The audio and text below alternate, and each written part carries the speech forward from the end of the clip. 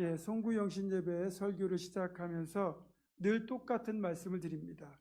방송실에서는 설교 도중에 자정이 다가오면 설교와 상관없이 조명을 끄시고 카운트 영상을 내보내주시고요.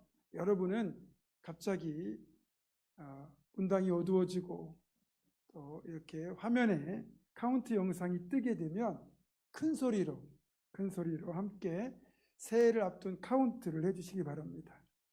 그렇게 하시면 조망 가운데 새해를 맞게 될 것입니다.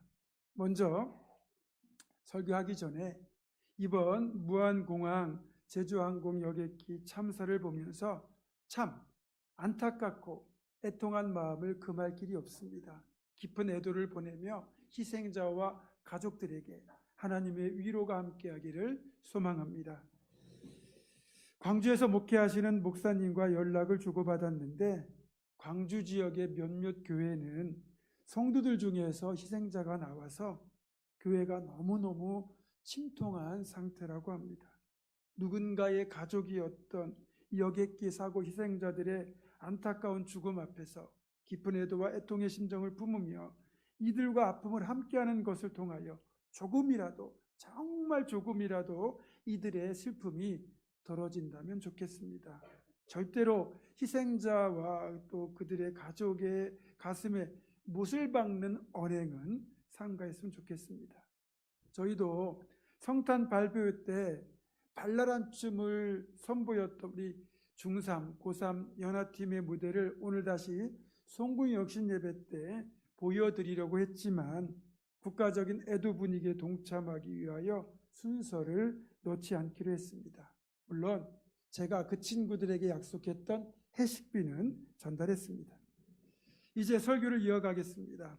2025년도 교회 표어를 동행으로 정했습니다. 여기 현수막에 나와 있죠. 그래서 지난주일 모세 예배 때 설교를 통하여 그 첫 번째 동행, 하나님과의 동행을 여러분과 나누었는데 오늘은 동행 시리즈 두 번째 시간으로 모든 세대와의 동행이라는 제목으로 설교를 하려고 합니다. 사람은 혼자 살 수 없습니다.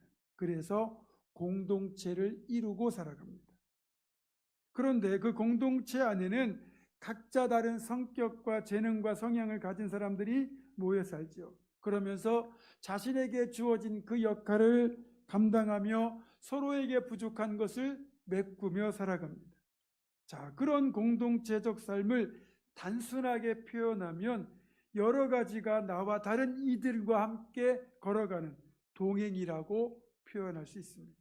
특별히 우리가 모든 세대와의 동행을 말할 때는 세대만 다른 것이 아니라 성격과 기질과 방식과 가치관까지 다른 사람들과 동행하는 것이고 특별히 도움과 배려가 필요한 이들과 함께 가는 것이 바로 동행이라고 할 수 있습니다. 베스트셀러였던 책 중에 영혼을 위한 닭고기 스프라는 책이 있습니다. 그 책에 나오는 내용이에요. 수전 앤더슨이라는 34살의 직장 여성이 의사의 오진으로 말미암아 그만 눈을 실명하게 됩니다.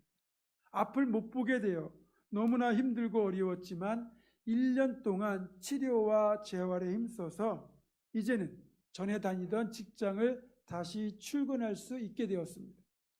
버스를 타고 출근해야 됐기 때문에 남편이 출근 때마다 회사 앞까지 동행해 주어서 무리 없이 출근할 수 있었고 퇴근할 때도 남편이 미리 와서 기다렸다가 아내를 데리고 퇴근을 했기 때문에 큰 어려움 없이 출퇴근을 계속할 수 있었습니다. 사실 남편은 직업 군인이었는데 이 남편의 근무지와 아내의 근무지가 반대 방향입니다. 그래서 남편은 아침 일찍 나와서 아내를 출근시키고는 다시 자기 직장 쪽으로 길을 거슬러 가야만 했습니다. 그러던 어느 날 남편이 아내에게 말했습니다. 여보, 내가 매일 이렇게 하는 것이 너무 힘들어. 어차피 당신도 앞으로는 혼자 다녀야 되는데 오늘부터는 혼자 직장에 나가는 게 어떻겠어? 남편의 말이 맞는 말이지만 이제는 자신을 데려다 주는 것이 귀찮아진 것 같아서 아내는 서럽고 힘들었습니다. 그렇지만 어쩔 수 있겠습니까? 이를 악물고 혼자 출근하기 시작했습니다. 그렇게 하루가 지나고 이틀이 지나고 보름이 지나고 한 달이 지났습니다. 이제는 남편의 도움이 없어도 혼자 출퇴근하는데 별다른 어려움을 겪지 않게 되었어요. 그 정도로 익숙해졌습니다. 그러던 어느 날 버스기사가 이 아내에게 이렇게 말을 건네는 겁니다. 아주머니는 참 복도 많으시네요. 부럽습니다. 아니, 나 같은 시각장애자가 뭐가 부럽다고 그러세요? 아닙니다. 아주머니가 여기 버스에서 내려서 저 사무실에 들어갈 때까지 저 밖에서 잘생긴 군인 남편이 당신을 늘 지켜보고 있습니다. 그리고 당신이 사무실에 들어가는 것을 확인하고 나서야 자리를 뜬답니다. 부인은 정말 복이 많으십니다. 그렇습니다. 진정한 동행이 이런 겁니다.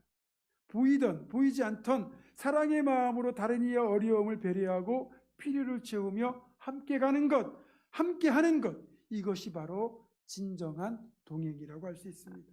이런 동행의 관계를 교회에서는 한 집안 식구라는 뜻의 권속, 주 안에서 형제자매라는 말로 표현합니다. 에베소서 2장 19절에 그렇게 되어 있어요. 그러므로 이제부터 너희는 외인도 아니요 나그네도 아니요 오직 성도들과 동일한 시민이요 하나님의 권속이라. 하나님 안에서 우리가 한 식구가 되었다는 거예요. 한 집안 식구인 권속, 진짜 형제 자매들은 기쁨을 함께 나누고 슬픔도 함께 나눕니다. 우리 속담에도 기쁨은 함께 나누면 배가 되고 슬픔은 함께 나누면 절반이 된다는 말이 있잖아요. 이렇게 진짜 공동체적인 삶을 사는 사람들은 함께 즐거워하고 함께 슬퍼합니다. 그런 관계가 주님 안에서 공동체를 이루는 우리의 관계인 거죠. 이렇게 진짜 동행을 하면 기쁨은 더욱 커지게 되어 있고 슬픔은 작아지게 되어 있고, 물론 짐도 나누어지기 때문에 훨씬 더 수월하게 길을 가고 더 많은 일을 해낼 수가 있습니다. 그것이 모든 세대가 동행할 때 그 공동체에게 주어지는 결과이자 축복이기도 합니다. 사도행전 12장을 보면 베드로가 옥에 갇혔을 때 온 교회가 모여 기도했다고 되어 있습니다. 사도행전 12장 5절입니다. 이에 베드로는 옥에 갇혔고 교회는 그를 위하여 간절히 하나님께 기도하더라. 아멘. 이것을 보면 예루살렘 교회는 진정한 동행을 했다는 것을 알 수 있습니다. 사실 우리 교회가 가진 장점 중에 하나가 성도들의 애경사를 내 일처럼 챙겨주는 가족 같은 정이 있다는 겁니다. 동행하는 공동체, 사도행전적 공동체라는 거죠. 그리고 우리 교회는 중보기도팀이 있습니다. 그래서 자신의 기도 제목이 아닌 성도들이 부탁한 기도 제목을 놓고 자기 일처럼 간절하게 기도하고 있습니다. 여러분께서 기도가 필요하시면 기도 제목을 중보기도팀에 제출해서 부탁하시면 자신의 일처럼 이분들이 기도해 줄 겁니다. 그리고 이렇게 동행하는 공동체는 서로의 짐을 나누어 져야 됩니다. 빌립보서 2장 4절입니다. 각각 자기 일을 돌볼 뿐더러 또한 각각 다른 사람들의 일을 돌보아 나의 기쁨을 충만하게 하라.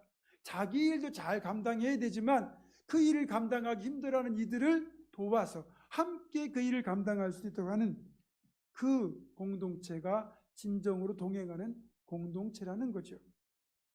예루살렘 교회는 사도들의 사역이 과중하다고 여겨졌을 때 교회 전체가 뜻을 모아 사도들의 일을 일정 부분 분담하는 집사를 뽑았습니다. 그것이 사도들의 짐을 덜어주고 교회는 위기를 딛고 일어나 다시 도약하는 계기가 되었어요. 힘을 모아 함께 짐을 나누어지는 공동체, 이런 공동체가 우리 교회가 2025년도 지향하는 교회의 모습입니다. 아모스 3장 3절을 보면 이런 말씀이 나와요. 두 사람이 뜻이 같지 않은데 어찌 동행하겠으며. 이 말씀을 보면 동행이 완성되려면 최소한 몇 가지 관점에서 합의가 이루어져야 된다는 걸 알 수 있어요. 교회 공동체는 워낙 다양한 사람들의 모임인 공동체인데 이런 공동체가 건강하게 유지되려면 나와는 사뭇 다른 이들과 이렇게 함께 동행하고자 한다면 최소한 몇 가지가 합의가 되어야 되겠죠. 어떤 합의가 이루어져야 되는지를 이 시간 잘 들어보시고 2025년도에는 이런 합의를 통해서 우리 보은중학교의 모든 세대가 함께 복되게 동행하는 발걸음이 이루어지기를 소망합니다. 첫 번째, 동행이 이루어지려면 가는 방향에 대해 합의가 이루어져야 한다는 겁니다.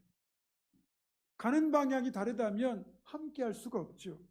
대전역에서 한 사람은 서울로, 한 사람은 부산으로 가려고 한다면 동행이 아니라 이별인 거죠. 사람들끼리의 수많은 동행 중에서 가장 중요한 동행이라고 할 수 있는 것이 결혼이라고 하는 인생의 동행인데, 그래서 결혼의 대상자를 동반자 또는 반려자라고 표현하잖아요. 이런 말이 있습니다. 결혼은 서로 마주보는 것이 아니라 같은 방향을 보는 것이다. 행복하게 동행하려면 바라보는 방향이 같아야 한다는 뜻이잖아요. 진정한 동행은 바로 이렇게 같은 방향을 추구하는 것이라고 할 수 있습니다. 특별히 교회라고 하는 공동체는 여타 다른 공동체와는 달리 신앙으로 이루어진 공동체이기에 교회 공동체가 목회적으로 추구하고자 하는 방향성이 있습니다. 이때 교회가 추구하는 그 방향성이 건강하고 또 구성원의 성도들이 이 방향성에 동의할 때 그런 교회가 힘있게 사역을 감당할 수 있고 열매를 맺을 수 있는 겁니다. 우리 교회가 꿈꾸는 모습이 바로 이렇게 방향성이 일치하는 건강한 교회입니다. 두 번째, 동행이 이루어지려면 목적지에 대해서도 합의가 이루어져야 됩니다. 방향은 같지만 목적이 다른 걸 우리는 사자성어로 동상이몽이라고 합니다. 동상이몽으로 동행하는 경우 처음에는 한 팀인 것 같지만 결국 어느 시점에 이르면 동행은 반드시 깨지게 되어 있습니다.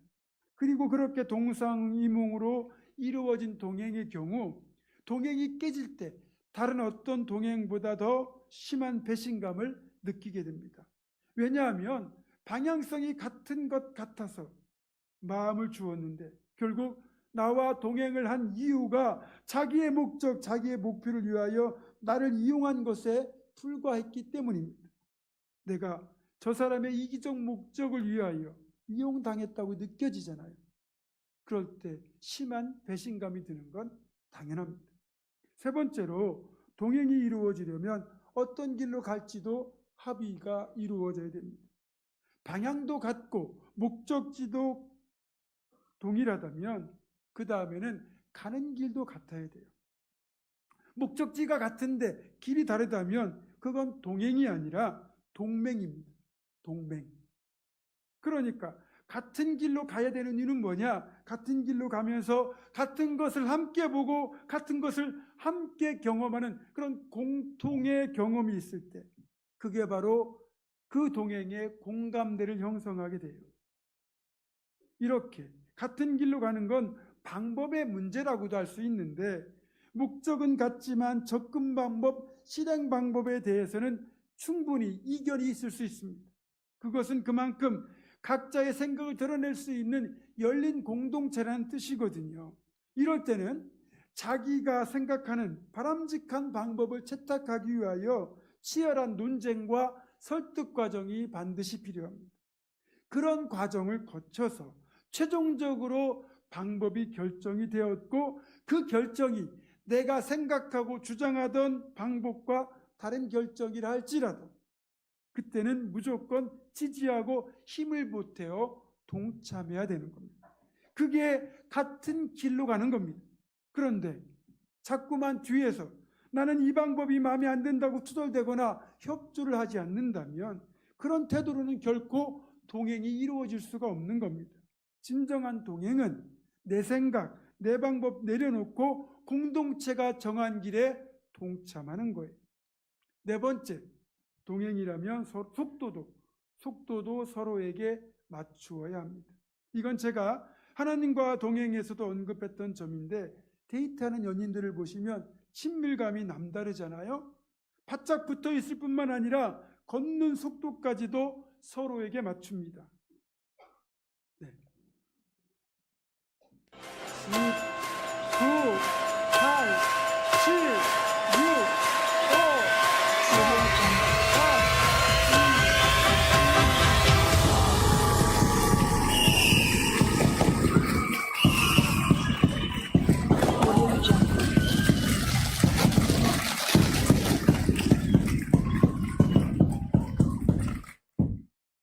한 살 더 잡수신 것이 뭐 그리 좋은지 참. 그렇죠. 자, 우리 인사 먼저 하겠습니다. 축복합니다. 새해 복 많이 받으세요. 네. 2025년도 하나님의 축복이 여러분 모두에게 가득하기를 주님의 이름으로 축원합니다. 네, 좋습니다. 자, 다시 설교 이어갑니다.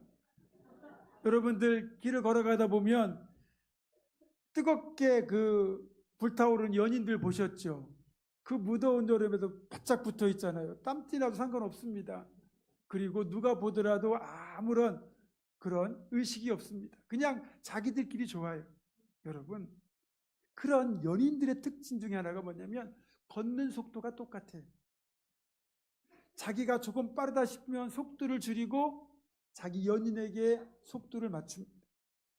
이걸 공동체적인 동행에 적용하자면 공동체 구성원의 상황을 이해하고 그 사람의 사정에 나를 맞추는 것, 이걸 말하는 겁니다. 오늘 보면 로마서 12장 15절은 이렇게 말하잖아요. 즐거워하는 자들과 함께 즐거워하고 우는 자들과 함께 울라.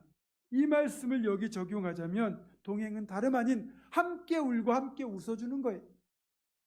여러분, 내가 아무리 기뻐도 상대방의 지금 마음이 우울하다면 그 사람의 우울함을 공감해주고 그리고 그분을 위하여 격려와 위로를 보낼 수 있는 것, 그게 진정한 동행이죠. 그게 속도를 맞추는 거예요.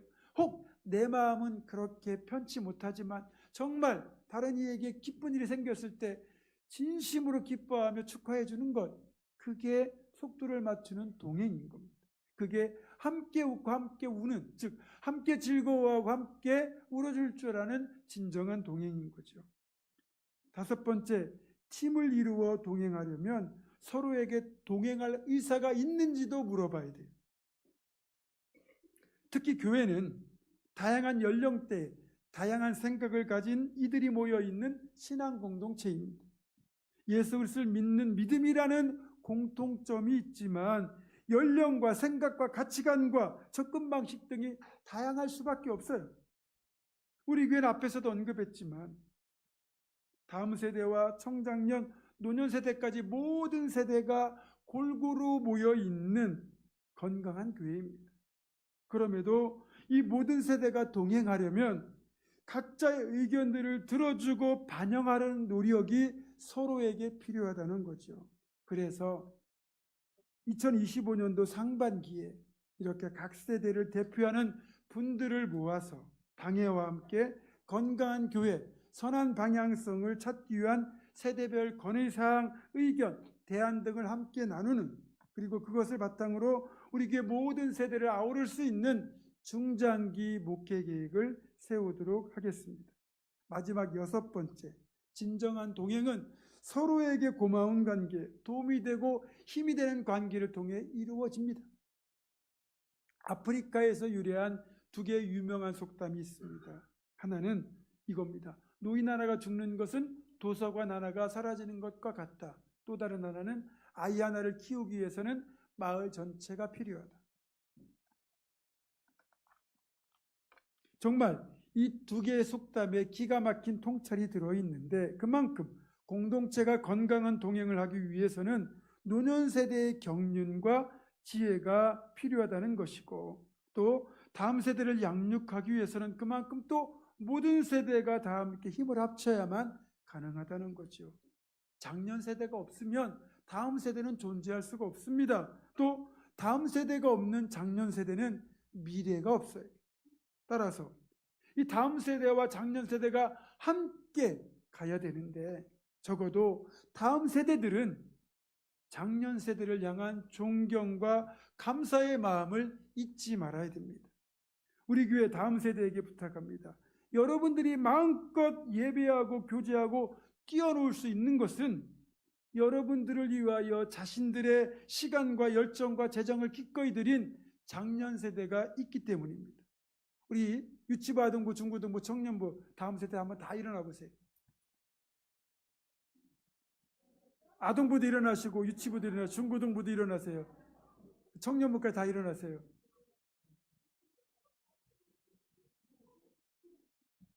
여러분들은 이 시간 장년 세대를 향하여 인사를 해야 됩니다.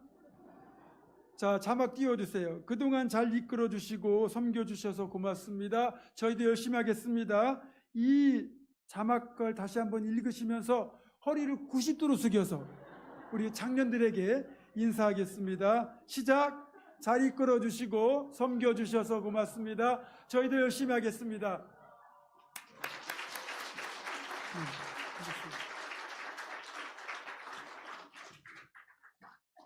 아이 하나를 키우기 위해서는 마을 전체가 필요하다. 이 속담은요, 베티 영이라고 하는 작가가 같은 제목의 책을 내서 알려지게 된 속담인데, 아이를 키우려면 부모만으로는 부족하고 마을 전체에 사는 이웃들의 관심과 도움이 필요하다는 얘기잖아요. 교회라고 예외겠습니까? 우리 교회에 그런 새로운 생명이 태어나고 이 친구들이 유치부, 아동부, 중고등부, 청년부를 거쳐 장년이라는 자리에 오기까지는 우리 앞서 살아가는 장년 세대의 엄청난 관심과 도움이 필요하다는 거죠. 지금 한국 교회는 한국 사회의 심각한 저출생과 맞물려서 교회 학교가 비어가고 있습니다. 매우 심각한 현실이죠. 그나마 며칠 전 뉴스를 보니까 올해 대한민국의 출생률이 소폭 증가세로 돌아섰다고 합니다. 희망적인 소식이긴 하지만 이것이 더 많은 출생률로 이어지기를 소망하면서요, 우리가 그래도 우리 교회에게는 다음 세대라고 하는 묘목을 가꿀 수 있는 기회가 주어져 있습니다. 우리에게 맡기신 이 다음 세대라는 묘목을 우리가 잘 지키고 키워내야만 이들을 통하여 울창한 숲을 만들 수가 있는 겁니다. 아이 하나를 키워내기 위해서는 온 마을이 필요한 것처럼 다음 세대를 키워내기 위해서는 온 교회가 필요합니다. 이번에는 장년 세대를 일어나 보세요. 앞서서 일어나지 않았던 분들이 다 장년 세대입니다. 조금 전 우리들이 다음 세대에게 세배받는 느낌이었잖아요. 자, 여러분들은 목례만 하시면 됩니다. 자, 다음 세대를 향하여 여러분들이 우리 교회 다음 세대가 되어줘서 고맙습니다. 열심히 돕겠습니다. 이 말과 함께 목례하겠습니다. 시작! 여러분들이 우리 교회 다음 세대가 되어줘서 고맙습니다. 열심히 돕겠습니다. 고맙습니다. 앉으시기 바랍니다. 우리 보문중앙교회는 건강한 교회를 지향합니다. 건강한 교회만이 건강한 미래를 누릴 수 있기 때문입니다. 그래서 건강한 교회가 되려면 모든 세대가 동행하는 공동체가 되고자 하는 노력, 함께 가는 노력이 필요합니다. 백인 문화인류학자가, 백인 중이죠. 백인 문화인류학자가 아프리카의 어느 마을을 방문해서 연구를 시작했습니다. 그리고 연구가 끝나고 집에 돌아가려고 하다가 이 학자가 마을의 아이들을 불러 모아놓고 간식이 담긴 바구니를 나무에 매달아 놓은 뒤에 가장 먼저 도착한 아이에게 그 간식을 준다는 규칙을 알려주고 게임을 시작했습니다. 자, 그런데 시작을 알리는 신호가 울리자 아이들은 손에 손을 잡고 함께 뛰어가서 간식을 먹었습니다. 황당해진 학자가 물었죠.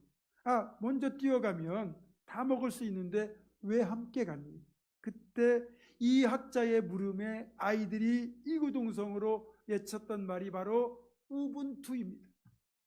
우분투는 네가 있어 내가 있고 우리 모두가 있다는 뜻이랍니다. 그러니까 누구라도 뒤처지지 않도록 손잡고 함께 가는 동행을 말하는 거죠. 조금은 걸음이 느린 사람도 또 몸이 불편한 사람도 그렇게 함께 손잡고 함께 복된 미래를 향하여 걸어가는 것, 이게 바로 우분투죠. 전도자로 알려진 썬다싱이라는 분이 있어요. 이분이 한 번은 눈보라가 매섭게 불어치는 추운 겨울에 히말라야 산맥 남쪽의 산길을 가다가 어떤 사람이 길에 쓰러져 죽어가는 것을 발견하게 됩니다.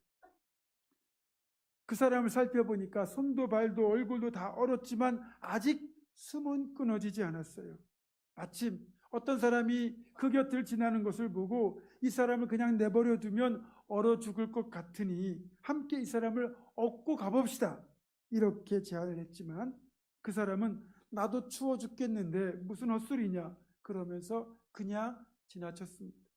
그러나 선다싱은 차마 그 사람을 포기할 수 없어서 약한 몸에도 불구하고 이 사람을 들쳐업고 그 눈부라치는 산길을 걸어서 몇 번씩 넘어져 가면서 고개를 넘어갔습니다. 그런데 산을 다 넘어갈 무렵 어떤 사람이 또 길가에 쓰러져 있는 걸 발견하게 됩니다. 이미 몸이 다 얼어서 죽은 상태였는데 가만히 입은 옷을 보니까 바로 몇 시간 전 혼자 살겠다고 그냥 지나친 바로 그 사람이었습니다. 날이 워낙 춥다 보니 얼어 죽은 겁니다. 하지만 선다싱은 쓰러진 사람을 업고 한참을 걷다 보니까 두 사람 모두 몸에 온기가 돌면서 매서운 추위를 이겨낼 수 있었고 결국 선다싱은 죽어가는 사람을 구했을 뿐만 아니라 자기 생명도 구하게 된 겁니다. 이것이 바로 우분투의 힘, 동행의 힘이고 2025년도 우리 교회가 동행을 꿈꾸는 이유이기도 합니다. 말씀을 마무리하면서 분명히 말씀드립니다. 우리가 하나님과 동행하고 동시에 모든 세대가 더불어 동행한다면 2025년도는 우리가 처한 환경이 아무리 어렵다 하더라도 서로가 서로에게 힘이 되고 위로가 되고 축복이 되기에 모두에게 복되고 행복한 한 해가 될 것입니다. 바라기는 하나님과 동행하고 모든 세대가 함께 동행하는 우리와 우리 교회가 되기를 주님의 이름으로 축원합니다. 기도하겠습니다.